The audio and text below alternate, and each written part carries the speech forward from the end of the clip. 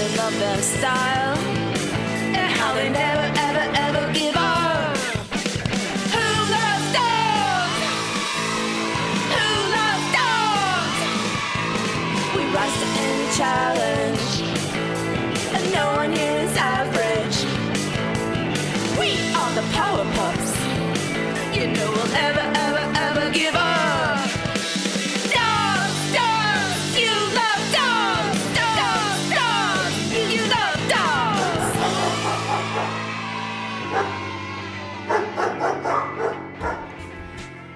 Hello, friends, and thank you for joining us for the second half of The Dog Who Rode into the Sunset, a special two-part story from what we are calling the Fetcher Files, from the adventures of Power Dog in Dogland. This is The Dog Who Rode into the Sunset, Part 2.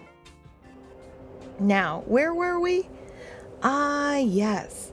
Fetcher had found himself atop an actual cloud, racing away from his home and family and dinner. He'd been on the bald little hill in the park as the sun was setting into what looked like a magical golden portal.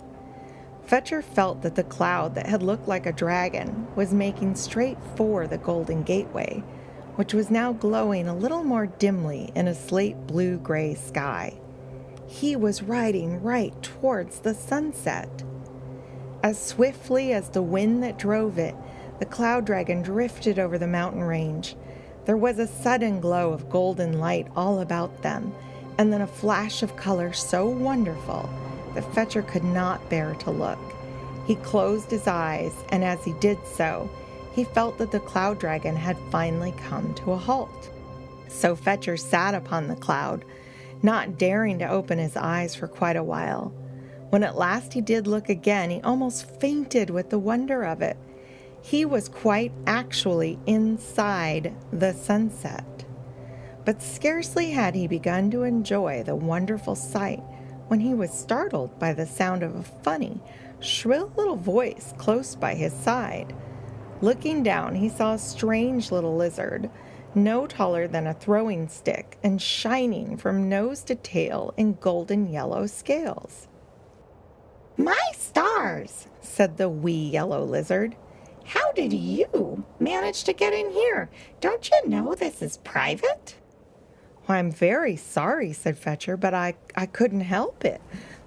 The cloud dragon brought me, you know." "Ah," said the bright yellow lizard. "Cloudy tricked you, did they? They're much too playful, that cloud dragon, and I must say they've put you in quite a fix."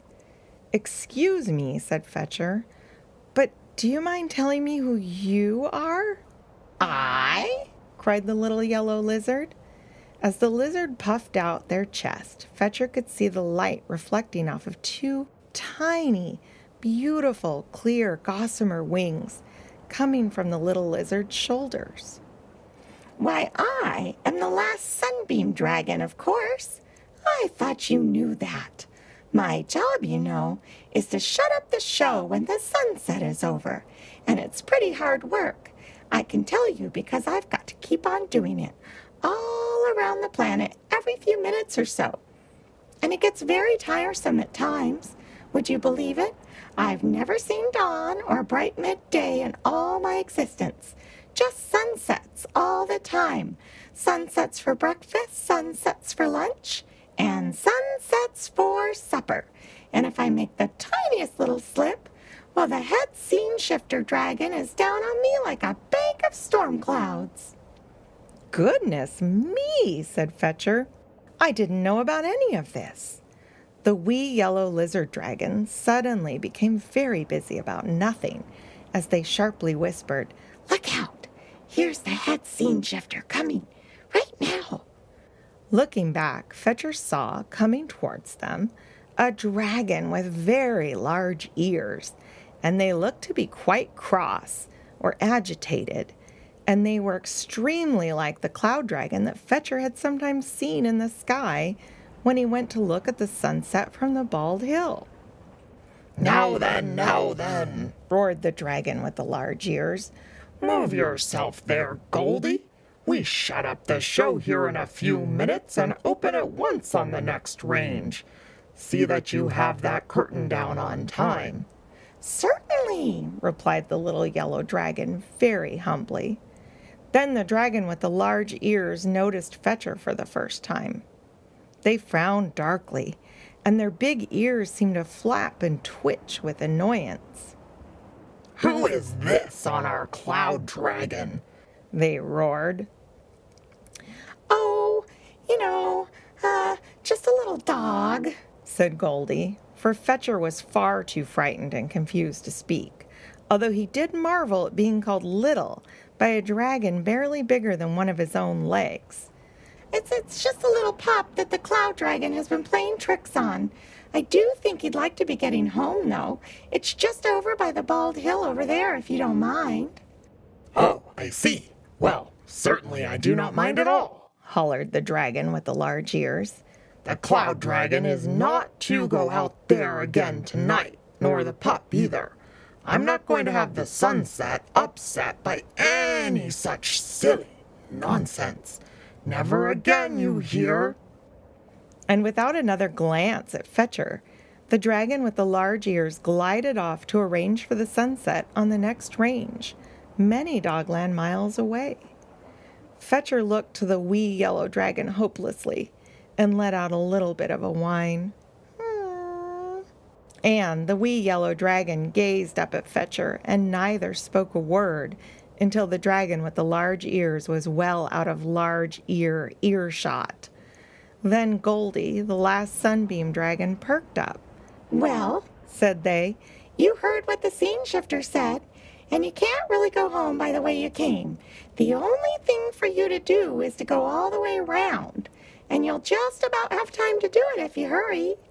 "Go round?" repeated Fetcher. "Go round what? Round where?" "Around the whole world, of course," replied Goldie. "Round the world?" repeated Fetcher. Are you making fun of me? I think that's very unkind." "Oh, not a bit," laughed the yellow dragon. "You need not make such a fuss about it. Why, you know that I go around the world once every day with the sunset. You have only to go a bit faster so as to do it in a few minutes. And with the cloud dragon to help you, that's easily managed. Don't you worry about Cloudy. They have got to do just whatever I tell them. Now excuse me for just a moment and I'll give you full directions." With that, Goldie went behind a pink cloud and came back with a beautiful blue flower. "This," Goldie said after handing the flower to Fetcher, "is a sky flower. It is made entirely out of a genuine piece of the sky. And it is a talisman. That's a longer word for charm, you know, which takes you free round the entire world. The one thing you have to remember is that you mustn't, on any account, no matter what, lose that flower until you get home again. Now, just exactly what you have to do is to travel west and race round the world until you catch up with this very evening again. It's really quite simple." "Simple?" cried Fetcher. "Why, I don't understand it at all." "Oh, dear me," said Goldie, getting impatient. "Now listen carefully. Dogland, you know, spins round from west to east, and that makes it seem as if the sun is going around our world from east to west. It's not, but it looks like it. Very well. So what you have to do is to ride west upon Cloudy, much faster than the sun appears to travel. Cloudy is in excellent condition, so you should easily do it in just a few minutes, really." "A few minutes?" gasped Fetcher. "How can that possibly be? Even Cody, the Golden Coyote's Dogmo speeder, and President Bernie Sandals' business copter took hours to get just a fraction of that distance. And they are both incredibly fast modes of transportation, even faster than flying dogs." Fetcher wondered if the journey might make him dizzy or even a little queasy. "Keep listening," Goldie said, getting a little impatient and snapping his teeny tiny dragon fingers. "A few miles west from here, you will come into broad daylight. That will be afternoon. After that, you will meet midday, and passing that, you will reach the place where it is only dawn. That's about halfway around the planet. Show the sky flower to the dragon of the dawn, and they will let you through. Then you get to the half of the world where it is night, and you must race around that till you reach the place where it is only just evening. That will be this very evening, somewhere about here, for you will have taken only a few minutes altogether. And when you see your own home, grasp the sky flower very tightly in your paws, jump off the cloud dragon, and you will float gracefully down to solid Dogland ground. It won't hurt you. Then you can go home, and I hope you will not be too late for dinner. But, began Fetcher, I can't understand. My time is valuable, said Goldie as they shook paws. Goodbye and a pleasant journey. With that, Goldie tapped the cloud dragon smartly on the backside, and in a moment they were racing into the west at a most terrific pace. Almost before he knew what had even happened, Fetcher had left evening far behind and was riding back in broad daylight. The cloud dragon had ridden high in the air, and Fetcher saw the broad Dogland country, with plains and hills and forest lands stretched far beneath him. An instant later, and the land was no longer below him, but the wide Dogland sea, sparkling in brilliant sunlight. He could see tiny islands, one he knew to have an active volcano gurgling away on it in the distance. Before he had time to notice very much, he had reached midday and was racing through the morning toward the dawn. So quickly did he go that there was very little chance of seeing anything too clearly, but he had glimpses of many wonderful sights. Many vessels he saw upon the sea, small ships and stately steamers crawling over the ocean like strange water beetles. Once, as the cloud dragon drifted very low, Fetcher saw a beautiful sailing ship with all sails set and hard-working dogs upon the deck. In a moment more, he was above a city with crowds of dogs in the streets, dogs dressed in bright-colored clothes, and there were bells ringing and whistles blowing. Then a great desert spread beneath him with no living thing in sight, but he could make out the curved roofs of the desert dens of the Dogland desert coyotes. Then came the sea again and more ships, and the light began to grow dim, for he was nearly all the way around Dogland and was approaching the dawn. Dimmer grew the light, and dimmer yet, just as though evening were coming, and before him Fetcher saw the dawn like a silvery gateway in the sky. Straight toward it the cloud dragon rushed, and stopped so suddenly that Fetcher almost fell off. What's all this? What's all this? Cried a small voice, and Fetcher saw beside this silver gateway a little silver lizard with silvery, iridescent gossamer wings. It was the dragon of the dawn, sometimes called the first sunbeam dragon. Before Fetcher could answer, the little silver dragon had caught sight of the sky flower. Ah, you have the talisman, the silver dragon said. Pass through. I wish you could stop to chat, but you cannot because I'm very busy this morning. A pleasant journey, they added as they tapped the cloud dragon on the backside, and in an instant, Fetcher had passed through the dawn and plunged right into the night. It was a dark night, and the sky was overcast with dense clouds. Above these, the dragon flew, and overhead, Fetcher saw the rushing stars, and below only the thick, heavy clouds.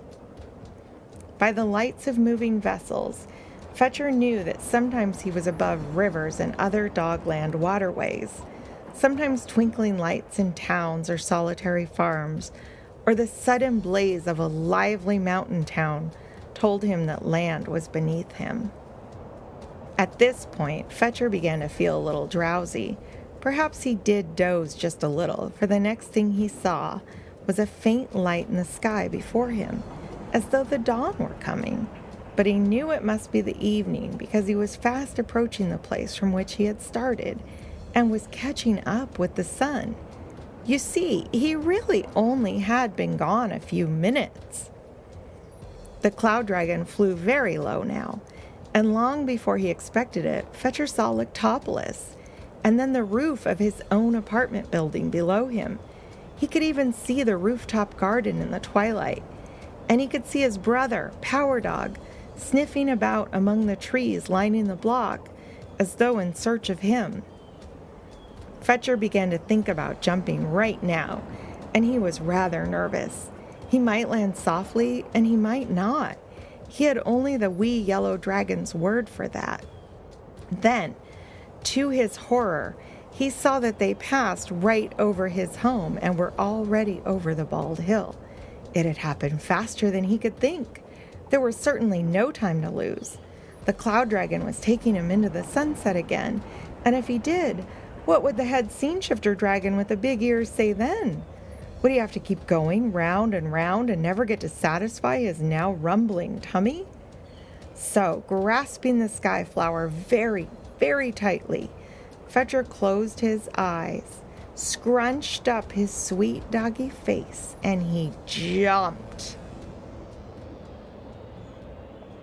He half expected to fall quickly and be dashed to pieces upon the ground, but instead, he floated in the air like a feather, swaying and drifting and slowly sinking all the time towards the ground.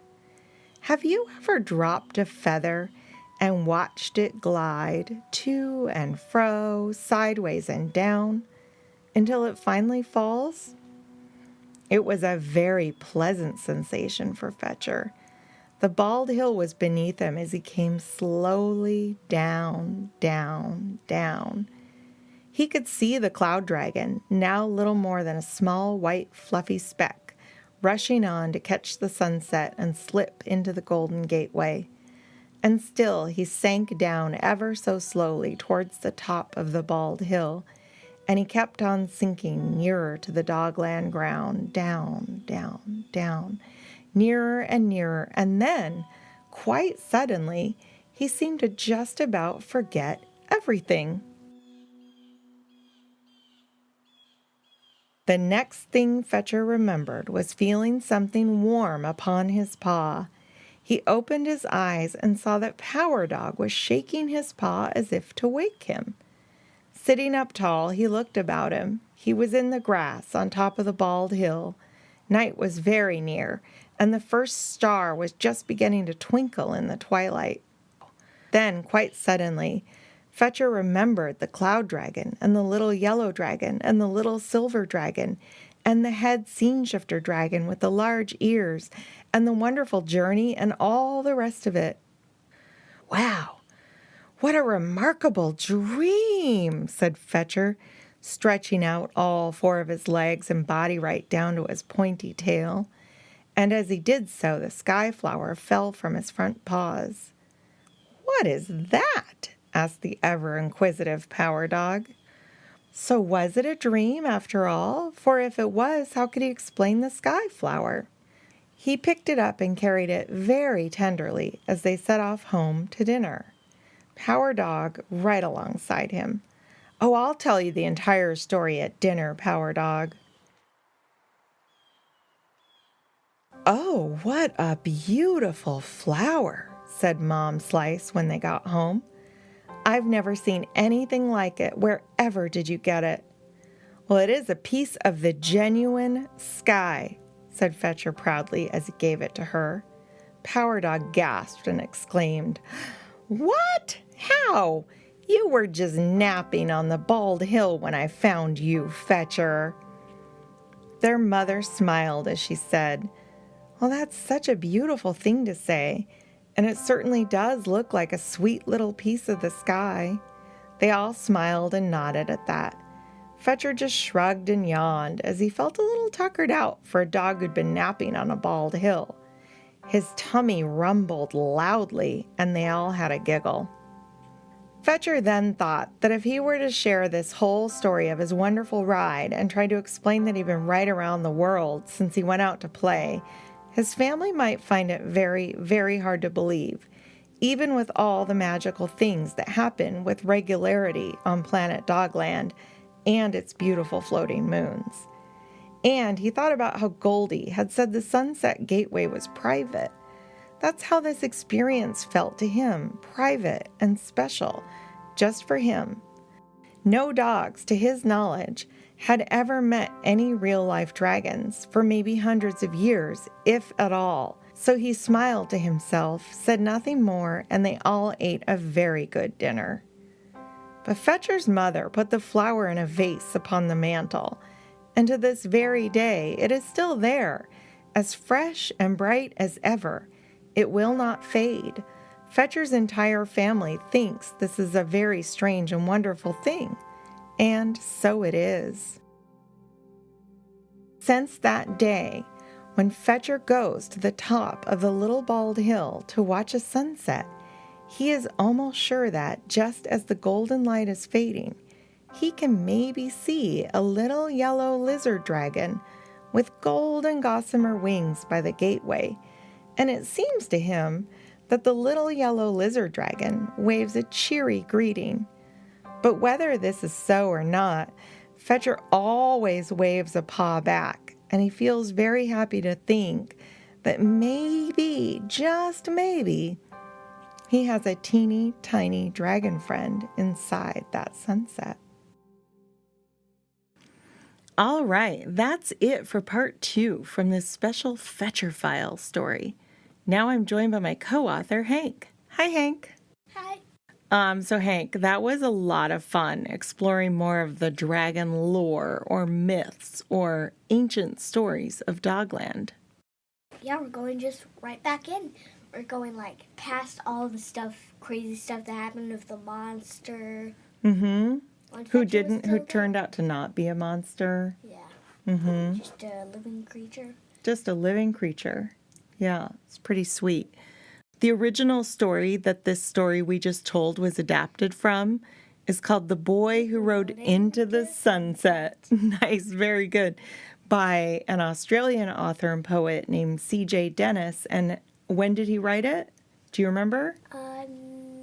100 years ago. Yeah, 100 years ago. Very good, Hank. 1921. I just guessed. You just guessed? Good job. Good guess. Okay, and that leads me to recommend a really great resource called LibriVox.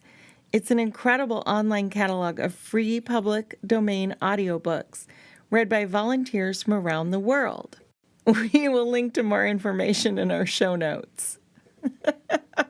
Okay, Hank, you want to half tell a joke? I'll start it. You finish it? Yeah. Okay. Why are dragons good storytellers? Because they all have tails. I like that one. Do you like that one? Yeah. What do the dragons spend a lot of time training for? What? A talent show. Okay, how about this one? I want to make a really long, bad lizard joke, but I don't want to let it drag on.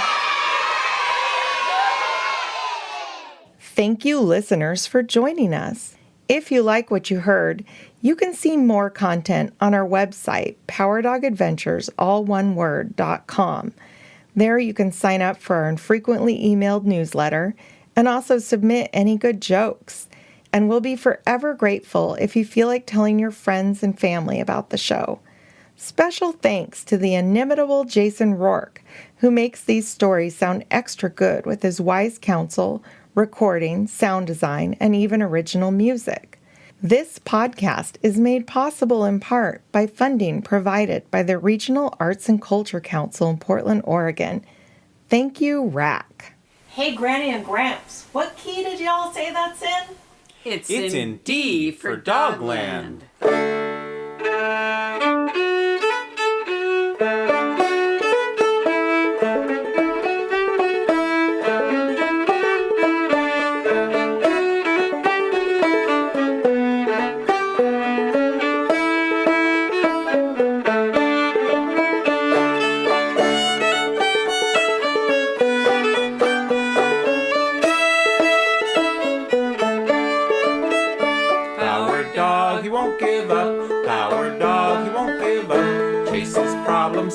they're done. Our dog, he won't give up. When we're chasing danger and we're riding across the seas, sure he's right there leading us up, barking with the seals.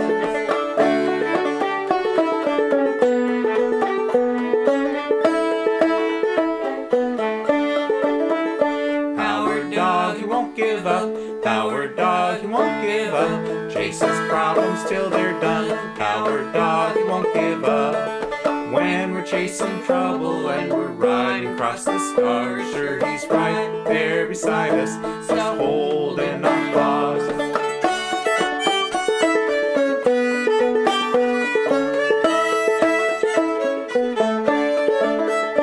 Our dog, he won't give up. Our dog, he won't give up. Chases problems till they're done. Our dog, he won't give up. When we're chasing trouble and we're zooming through the stars, sure he's right there beside us, just a zapping near and far.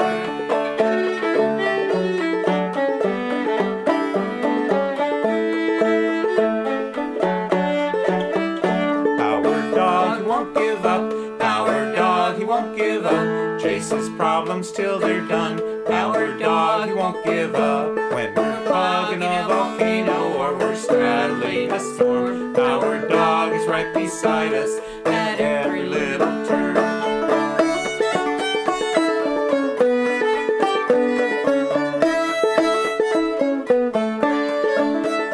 Our dog, he won't give up. Our dog, he won't give up. Chases problems till they're done. Our dog, he won't give up. At night his fennec foxes, in the days his platypuses. We herd 'em up and whoop 'em down. Our dog's right beside us.